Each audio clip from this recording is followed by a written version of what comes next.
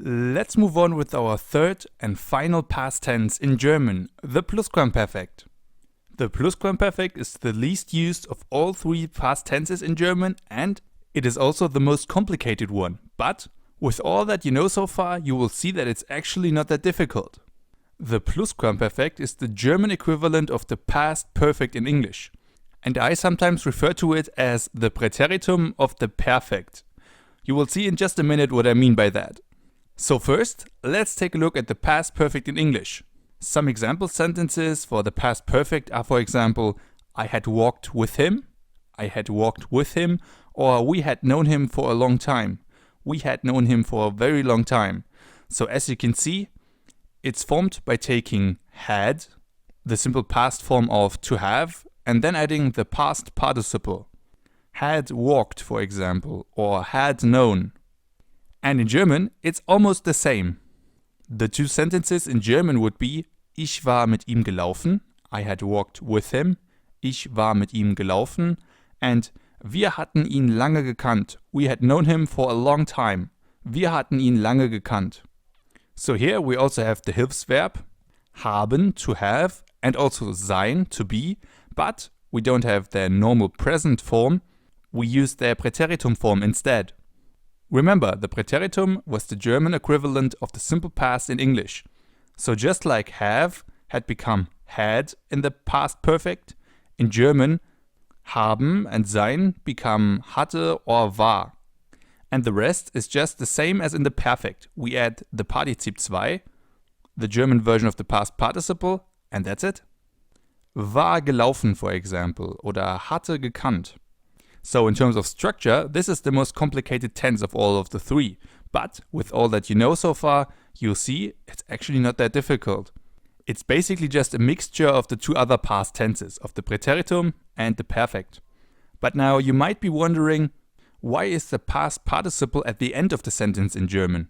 So for example, in the sentence Ich war mit ihm gelaufen, war is in the position where a normal verb goes, and gelaufen, the Partizip 2, is at the end of the sentence. So instead of saying I had walked with him, just like in English where we have the verb second and the past participle third, and then we add the rest.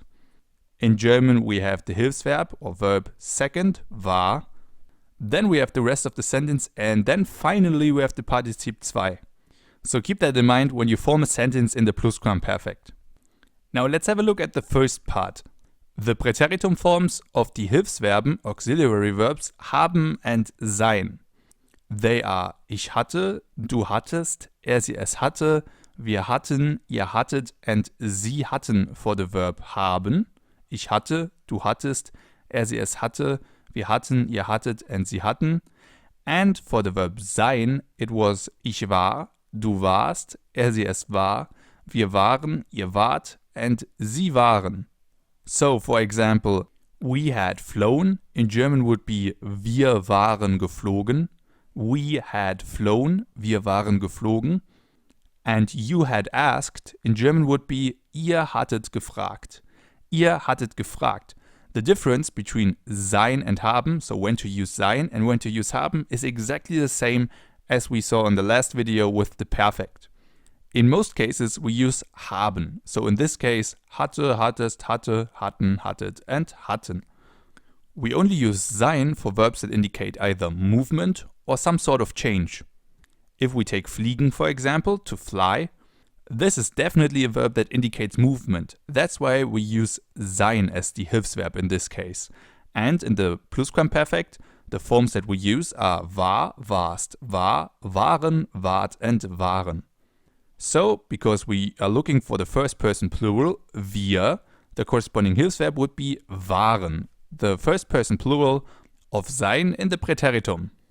And what then follows is just the Partizip 2, the past participle, which we already learned in the last lesson.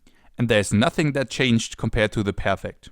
So always remember, the Plusquamperfekt is basically just the Präteritum of the perfect. And while the perfect was haben or sein plus Partizip 2, the Plusquamperfekt is the Präteritum forms of haben and sein plus the Partizip 2 or Partizip Perfekt. The only thing that changes compared to the perfect are the forms of the Hilfsverben haben and sein. Everything else is exactly the same as in the perfect. Got it? Great, so now it's your turn. We'll now have an exercise where I give you a sentence in the perfect in German and your task is to convert it from perfect into Plusquamperfekt. For example, if I give you the sentence Sie sind gefahren, they have driven, your task is to convert it into the Plusquamperfekt. They had driven. As we just learned, we do this by adapting the Hilfsverb. The Partizip 2, so in this case gefahren, stays exactly the same. What we need to do is use the Präteritum form of our Hilfsverb. Sind comes from the verb to be, and it's actually the third person plural. So what we need now is the third person plural in the Präteritum of sein, and that's waren. Sie waren. So the sentence Sie sind gefahren and the Plusquamperfekt would be Sie waren gefahren. Got that? Good. Then now you're on your own. Our next sentence is Ich habe gefunden. Ich habe gefunden. Please convert this sentence from the perfect into the Plusquamperfekt. If you like, you can pause the video and try for yourself. So the same sentence, ich habe gewonnen, in the Plusquamperfekt would be Ich hatte gewonnen. Ich hatte gewonnen.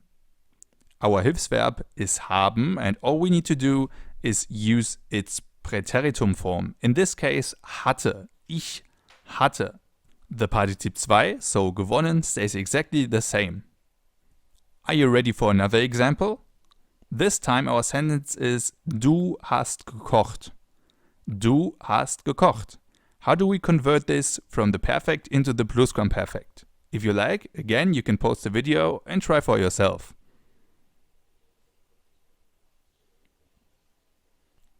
The correct solution would be Du hattest gekocht. Du hattest gekocht. Our Hilfsverb is haben in its second person singular, du hast. And all we need to do is convert it into its Präteritum form, which would be du hattest. Du hattest. The Partizip 2, gekocht, would stay the same. Du hattest gekocht. Du hast gekocht is you have cooked, and du hattest gekocht is you had cooked. You had cooked. Are you ready for one final example? This time we will convert an entire sentence. Wir sind im Urlaub gewesen. Wir sind im Urlaub gewesen. We have been on vacation. We have been on holiday. Please convert this sentence from the perfect into the Plusquamperfekt.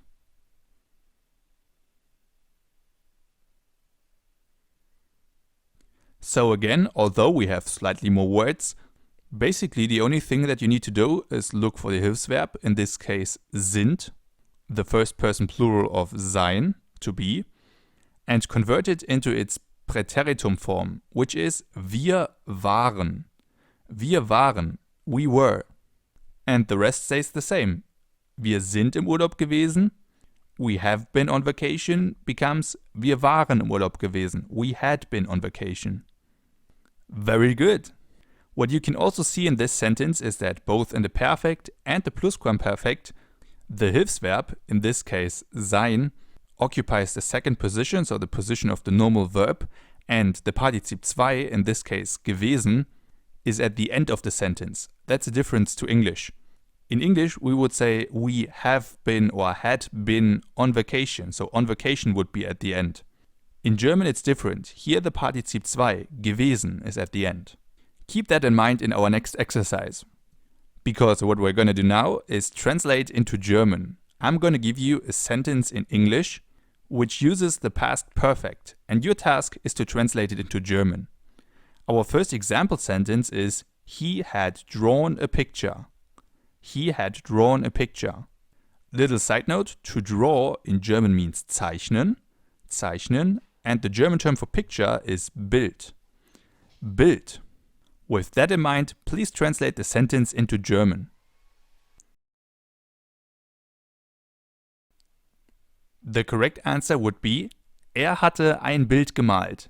Hatte ein Bild gemalt. Hatte gemalt is our Plusquamperfekt, just like had drawn. And ein Bild is just the German term for a picture.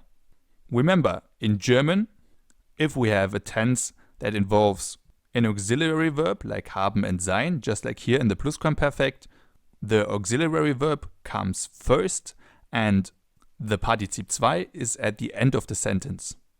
Er hatte ein Bild gemalt. He had drawn a picture. Very good. Now I want to show you one of these sentences where we usually use the Plusquamperfekt or the past perfect. As I already mentioned, we use the Plusquamperfekt in sentences where we want to show that an action happened even further in the past than something else. For example, a sentence like, we had just finished dinner when he left the room. We had just finished dinner when he left the room.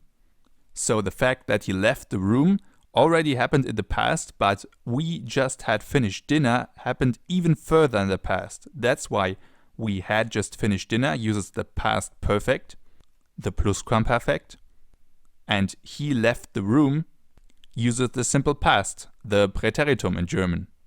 Same thing in German as well.